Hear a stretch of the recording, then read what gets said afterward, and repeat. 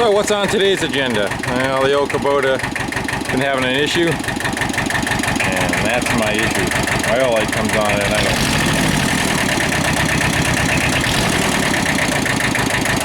So we're gonna go see if we can go fix that.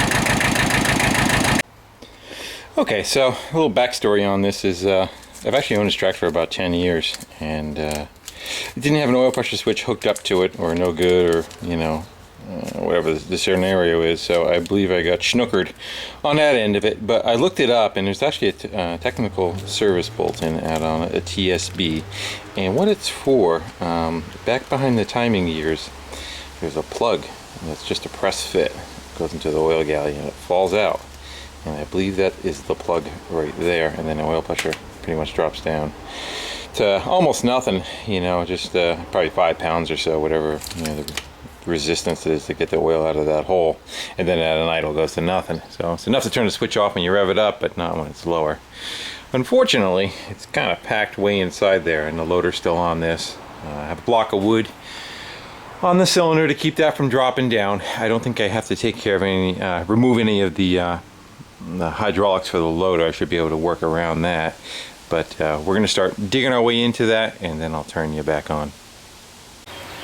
Alright, so I took the hood off and the front support bracket for the loader, kind of give us some access to what we're working with here.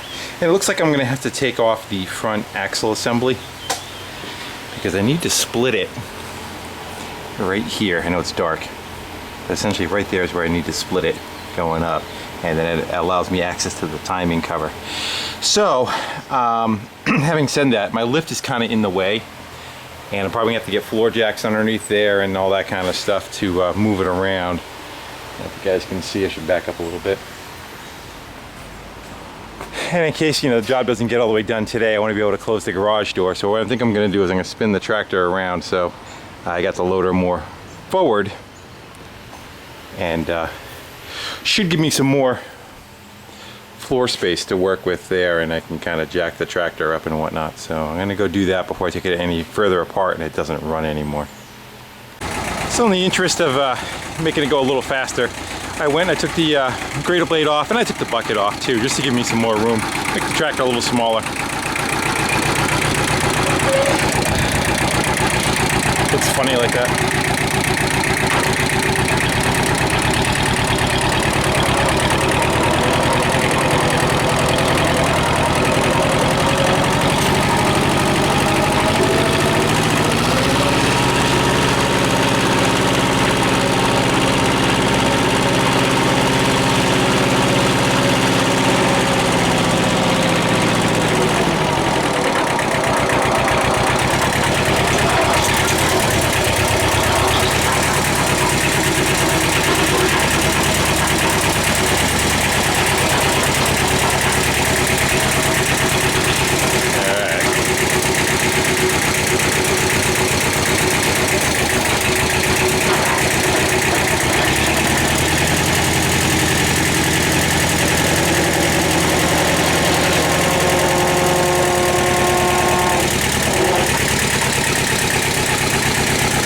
Get my little cheater stick.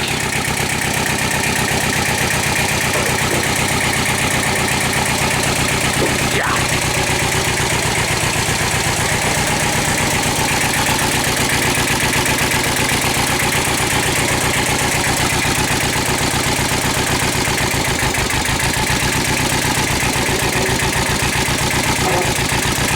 All right. So gives me a little bit more room to work around the front, so that when I bang my head on something really sharp instead of something just kind of big and heavy. Probably wrap some towels around that. But now I can get it so that I'll move the lift over there. And the problem with the lift was both tires kind of touched on each side, so you couldn't use the lift to lift the tractor up easily. So we're going to go with floor jacks and jack stands, and see if we can, when we get in there, to pull that front axle assembly away on probably a floor jack. And so enough talking, let me get to it. Feels good. Alright, so I did a bunch of digging, and I got rid of the radiator and the the coolant and the alternator and pulleys and everything else that sits on the front, the battery, etc. And trying to gain some access to where that cover is, and this is the timing cover right here, this big piece. So that has to come off. The only issue is this pulley, which goes through it, needs to come off first, and to be able to take that off, unfortunately, that looks like that front pumpkin.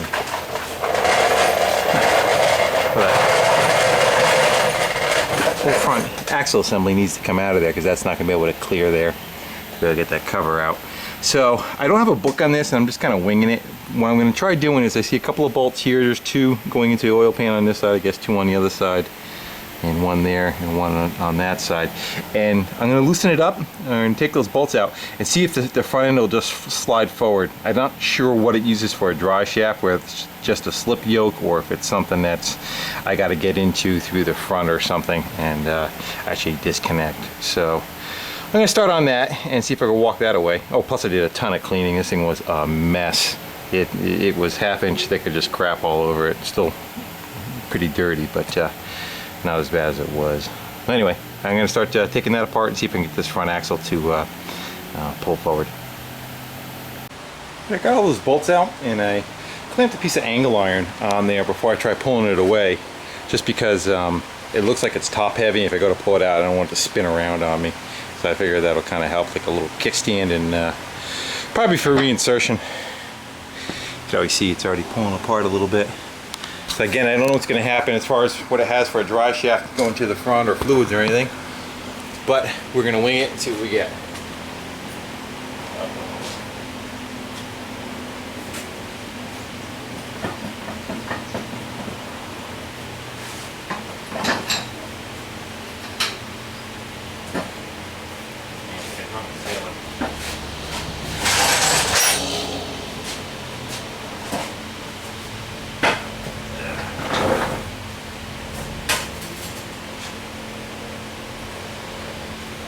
Yeah, it's just got a regular splined shaft that goes in there. Hopefully it won't be too much of a pain to get that back in, but it looks like it kind of protrudes. It's dark. It kind of protrudes somewhat out of there, and it looks like it sticks out of the front of the motor. It sticks out of everything. How's that? I could probably start that right on the motor then, and whatever coupler it goes to.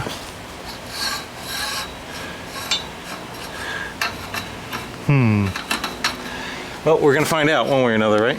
So, all right. Well, now I gotta see if I can get. I know I don't have a socket that big or that deep to get that off of there, so I'm gonna work on getting that nut off that pulley. And it's starting to rain, so I had to do some rearranging to get my baby back in the garage so she don't get wet. It's kind of a good thing that I shifted it over to the side here.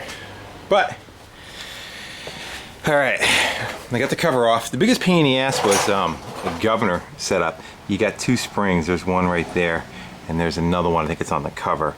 One goes one direction and locks onto something, and another one goes the other way. The one grabs this lever, and one goes to a mount. And there they are. Right there. You can see that spring.